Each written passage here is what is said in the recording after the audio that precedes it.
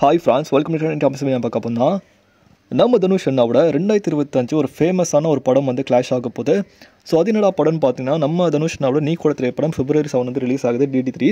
So அதே மாதிரி இட்லி கடை திரைப்படம் April 10 வந்து ரிலீஸ் ஆகுது 2025. ஸோ அதுக்கு ஆப்போசிட்டாக வந்து பார்த்தா பிரபாஸ் சார் அவர்களோட ஹாரர் காமெடி ஃபிலிம் வந்து பார்த்தீங்கன்னா ஒரு படம் ரிலீஸ் ஆகுது. ஸோ அந்த படம் தான் வந்து இது ராஜா சாப் சொல்லக்கூடிய திரைப்படம். ஸோ அந்த படம் வந்து பார்த்தா நிறைய ரூமர்ஸ் வந்து போயிட்டுருக்கு. 80% ஆஃப் ஷூட்டிங் வந்து கம்ப்ளீட் ஆயிடுச்சு அப்படின்ற விஷயத்தை வந்து பார்த்தா அவங்க ப்ரொடக்ஷன் டீம்லேருந்து சொல்லியிருக்காங்க. ஸோ டேரக்டர் மாருதி அவர்கள் ஷேர் பண்ணியிருக்காங்க. நீங்கள் ரூமர்ஸ்லாம் நம்பாதீங்க, நாங்கள் தனுஷ் அண்ணாவோட இட்லி கடை திரைப்படம் வரனால அந்த படத்துக்கு காம்படிட்டராக வந்து நாங்கள் வரமாட்டோம், போஸ்ட்போன் பண்ண போகிறோம் அப்படின்ற மாதிரி ரூமர்ஸ் வந்து போயிட்டுருக்கு தெலுங்கில் வந்து. ஸோ அதுக்கு முற்றுப்புள்ளி வைக்கிற மாதிரி வந்து பார்த்தா அந்த டேரக்டர் என்ன சொல்லியிருக்காங்க பார்த்தீங்கன்னா, ராஜா சாப் திரைப்படம் வந்து பார்த்தீங்கன்னா கிறிஸ்மஸ் இல்லைனா நியூ இயர் அன்றைக்கி அந்த டீசர் வரும். ஸோ அதே மாதிரி சொன்ன டேட்டில் அந்த படம் ரிலீஸ் ஆகும் அப்படின்ற விஷயத்தை வந்து அவங்க ஷேர் பண்ணியிருக்காங்க. இன்னும் அஃபிஷியலாக வந்து ரூமர்ஸ் நம்பாதீங்க அப்படின்னு ஷேர் பண்ணியிருக்காங்க.